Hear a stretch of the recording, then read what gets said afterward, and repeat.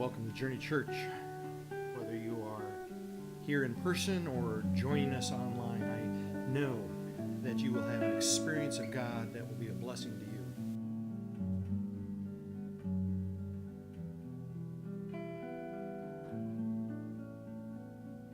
Well, this past Monday,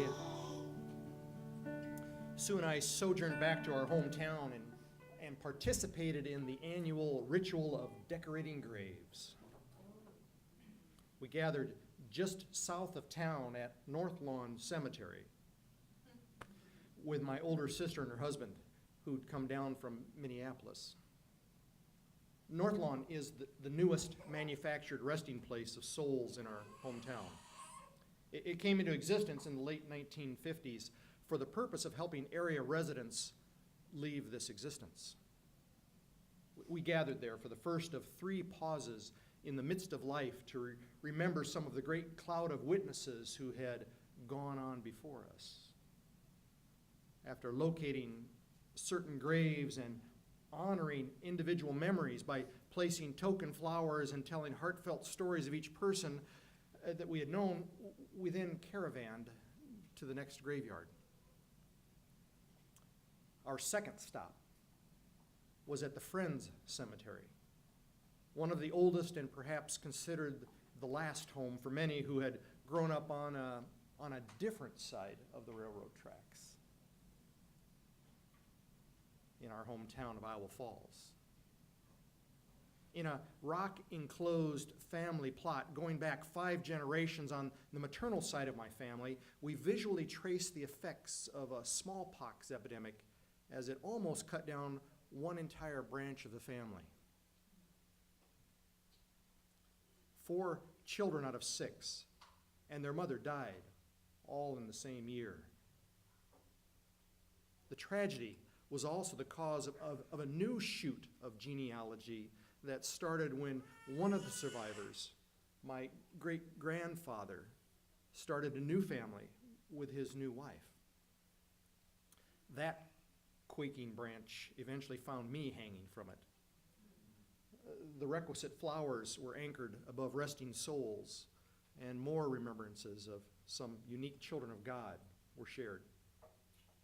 And the floral parade continued on toward Union Cemetery.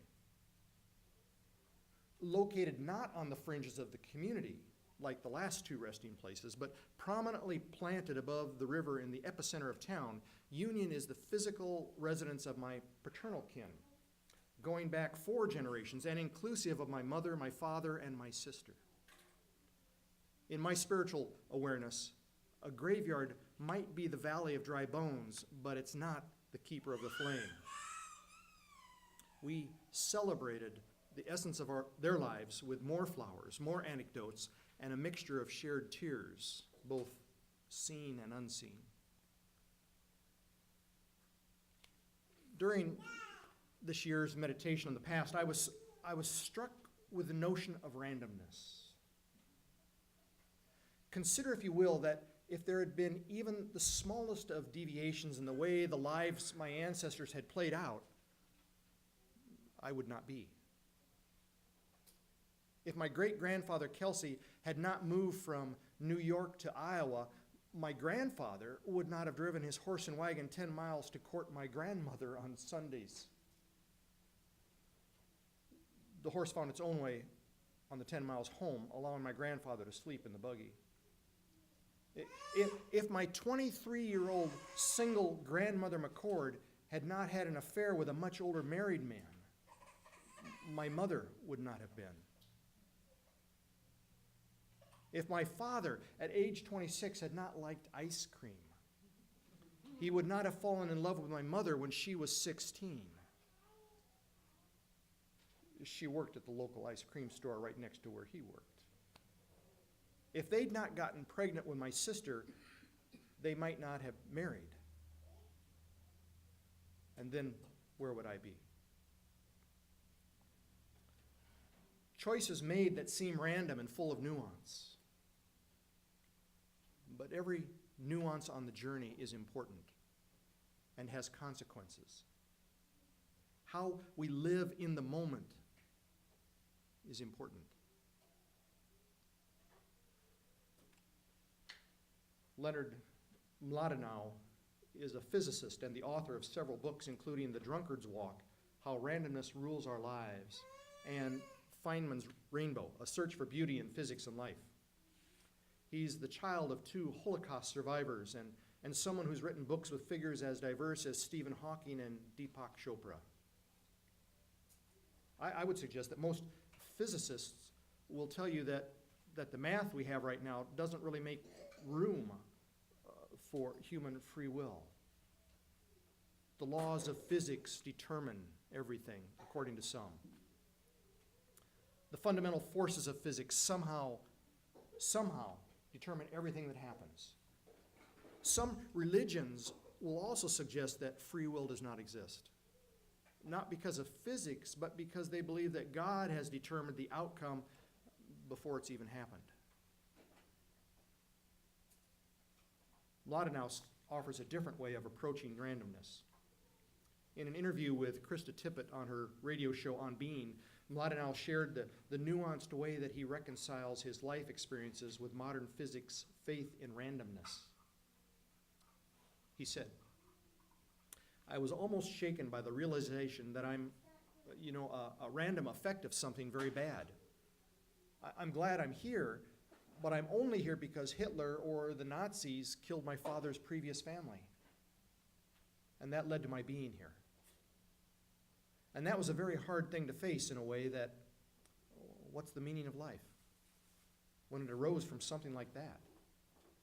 And in that story, my father was in the Buchenwald concentration camp and he stole a loaf of bread from the bakery.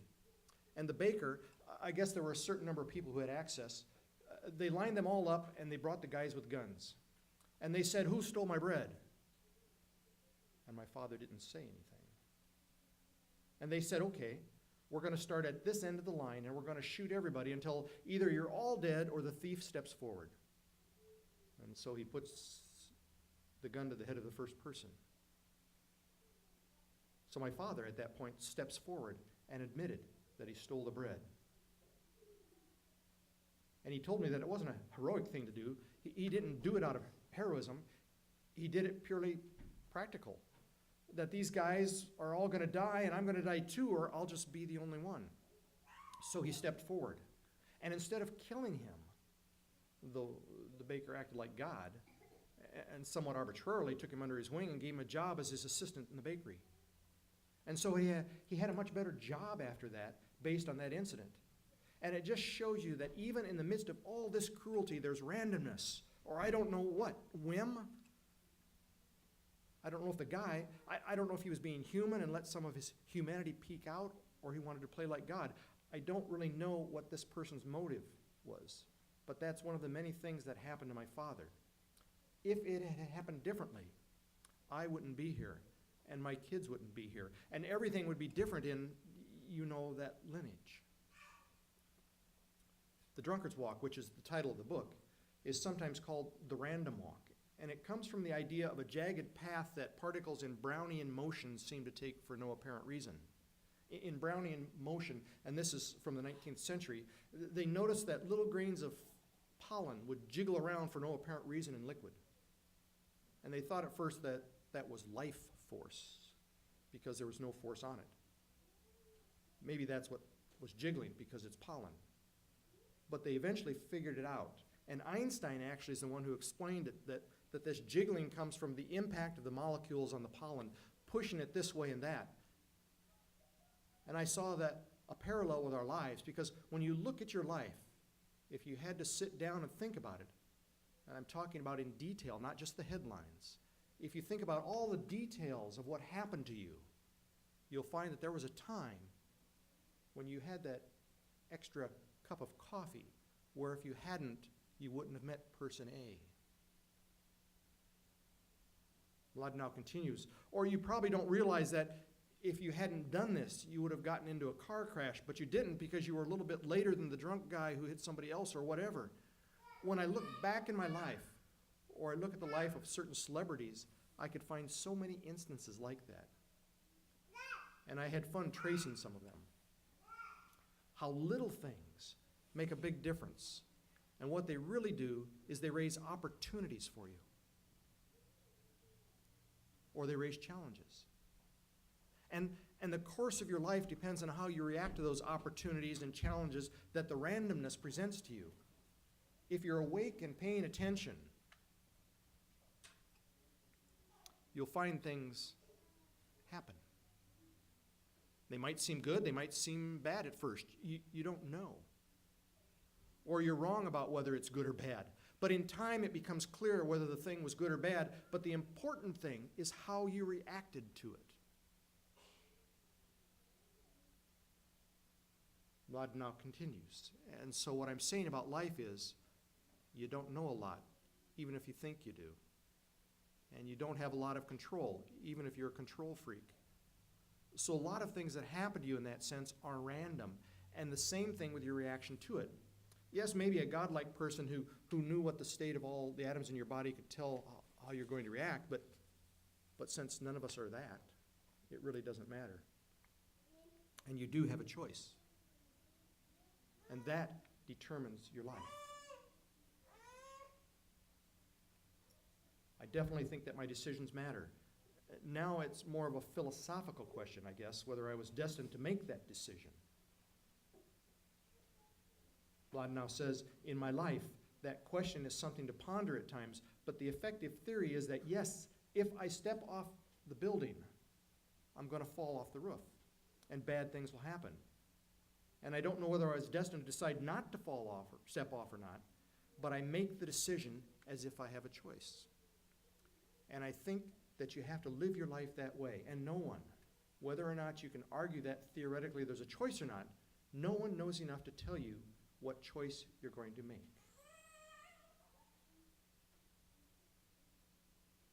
I would suggest that every nuance on the journey is important. I would suggest that the significant thing, the deal maker or breaker, is how you continue on in your life when the choice is made. As the Oracle told Neo in The Matrix Reloaded, you didn't come here to make the choice. You've already made it. You're here to try to understand why you made it.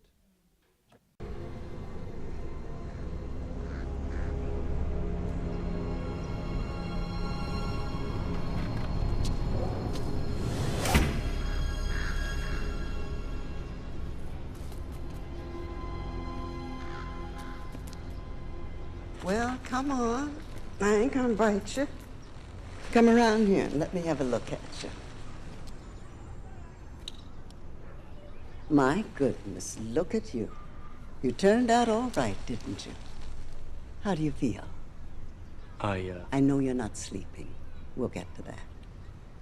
Why don't you come and have a sit this time? Maybe I'll stand. Well, suit yourself.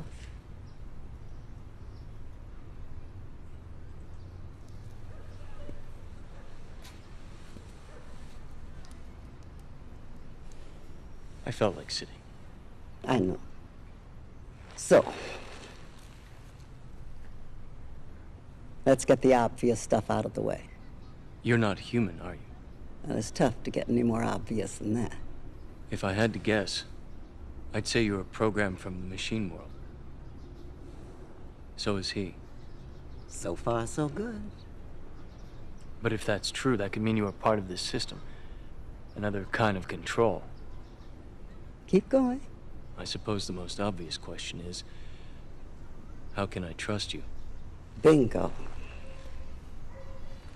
It is a pickle, no doubt about it. Bad news is there's no way if you can really know whether I'm here to help you or not. So it's really up to you. Just have to make up your own damn mind to either accept what I'm going to tell you or reject it. Candy? Do you already know if I'm going to take it? Wouldn't be much of an oracle if I didn't. But if you already know, how can I make a choice? Because you didn't come here to make the choice. You've already made it. You're here to try to understand why you made it.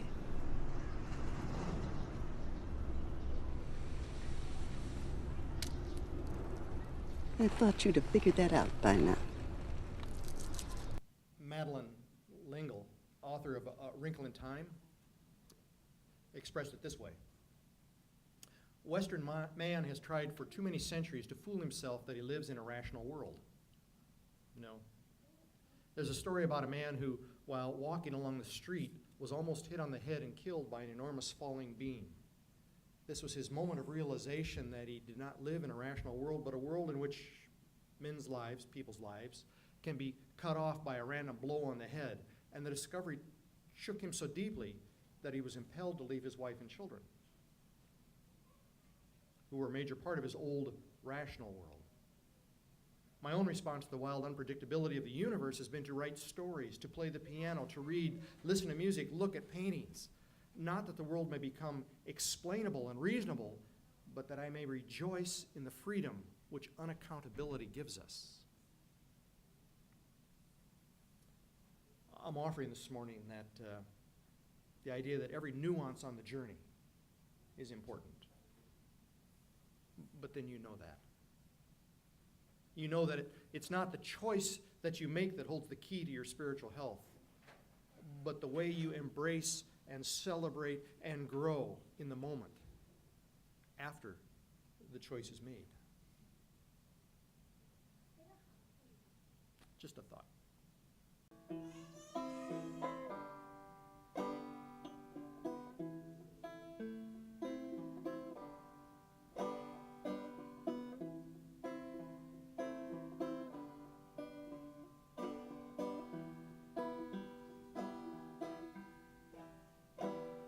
Safe to say, I don't believe in death, just death of the body when the soul needs rest. You used to call my name, my mind wave as we pass the time.